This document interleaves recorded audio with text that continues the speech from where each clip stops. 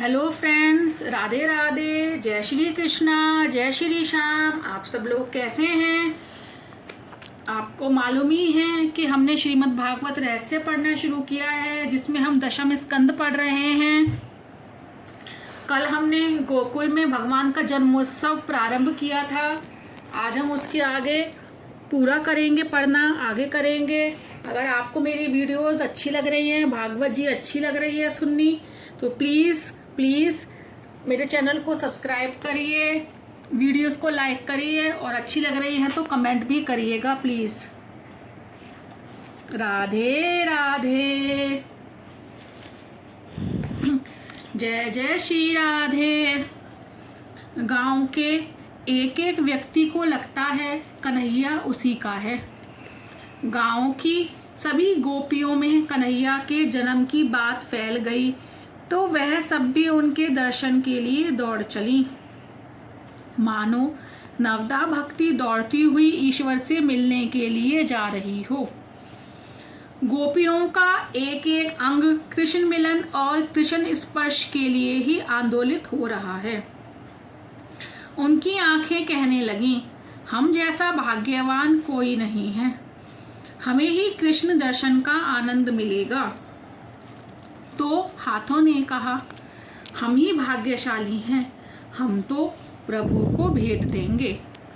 तो गोपियों के कान कहने लगे, हमारे ही कारण तुम सब भाग्यशाली हुए हो, क्योंकि कृष्ण प्राकट्य के समाचार हमने सबसे पहले जाने हैं। हम तो कन्हैया का बांसुरी वादन भी सुनेंगे। तो हृदय ने कहा, जब तक मैं पिघलता नहीं हूँ आनंद आता ही नहीं है। पांव बोल पड़े, हजारों जन्मों से हम यौवन सुख और धन संपत्ति के पीछे भागते आए हैं, आज प्रभु दर्शन के लिए दौड़ पड़े हैं। अब जन्म मृत्यु के दुख से छुटकारा होगा। सभी को आनंद अनुभव हो रहा था।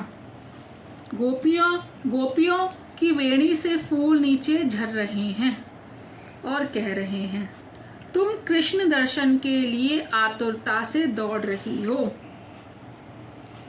तुम भाग्यशाली हो। तुम्हारे सिर पर रहने के लिए हम योग्य नहीं हैं। हम तो तुम्हारे चरणों में गिरकर तुम्हारी चरण रज के स्पर्श से पावन हो जाएंगे। यशोदा की गोद में खेलते हुए सर्वांग सुंदर बाल कृष्ण का गोपियां दही से अभिषेक करने लगी। निर्धन गोपियां दूध और दही लेकर आई हैं। कृष्ण जैसे लाल के दर्शन होने पर आनंद वेश से वह भान भूल गईं और स्वयं को ही दूध दही से नहलाने लगी।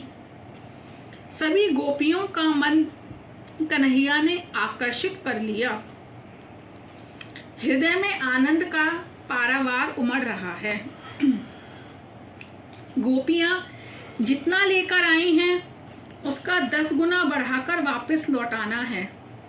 किसी को चांदी की थाल दी गई तो किसी को चंद्रहार। यशोदा जी ने सोच लिया था कि घर का सर्वस्व क्यों ना लुट जाए, किंतु सभी का आशीर्वाद और शुभेच्छा पानी है। गोपियां जो कुछ भी मांगे दिया जाए। आनंद में पागल गोपियां कन्हैया की जय जयकार कर रही हैं। एक ने तो कहा, यदि देना है तो मुझे कन्हैया ही दीजिए। यशोदा ने उसे अपने पास बिठलाकर उसकी गोद में लाला को बिठलाया। आनंद आनंद आनंद। हजारों जन्मों से बिछड़ा हुआ जीव आज प्रभु से मिल पाया। ईश्वर से मिलन होने पर जीव आनंद से झूम उठता है। पुरुष तो सभी बाहर रह गए हैं, किंतु गोपियां तो अंदर पहुंचकर आनंद से नाच रही हैं। पुरुष अहंकार अभिमान का रूप है और स्त्री नम्रता दीनता का। जो गोपियों की भांति नम्र बन जाता है उसे ही ईश्वर की राजसभा में प्रवेश मिलता है।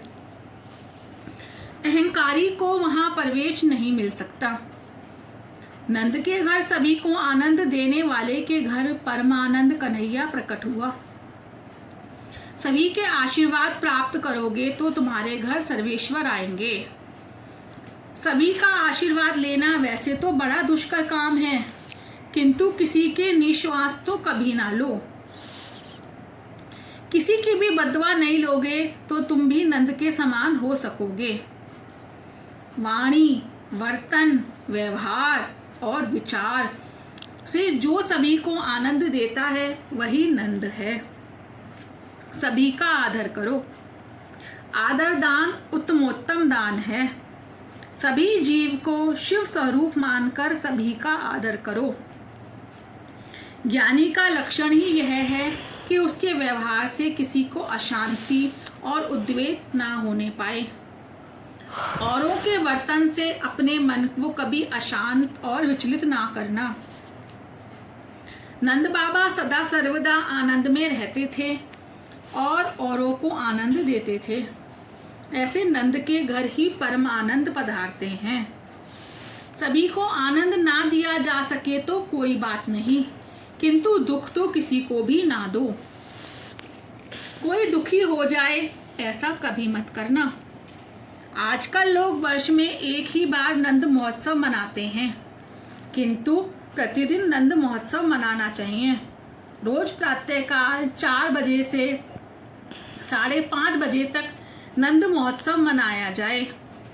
उत का अर्थ है ईश्वर और सब का अर्थ है प्राकट्य। ईश्वर का प्राकट्य ही उत्सव है। उत्सव में धन भोग आदि नहीं, प्रेम ही मुख्य है। मंदिर में नहीं, अपने घर में ही नंद महोत्सव मनाया जाए। जीवात्मा का घर हमारा शरीर ही तो है। नंद महोत्सव का अर्थ मिठाई बांटना या दही दूध उड़ेलना नहीं है। ऐसा करने पर तो आनंद का अतिरेक हो जाएगा। उत्सव तो हृदय में होना चाहिए, हृदय में मनाना चाहिए। ईश्वर का प्राकट्य होने पर मनुष्य को देह में रहते हुए भी देह का भान नहीं रह पाता। देह धर्म भूलने पर ही उत्सव सफल होता है।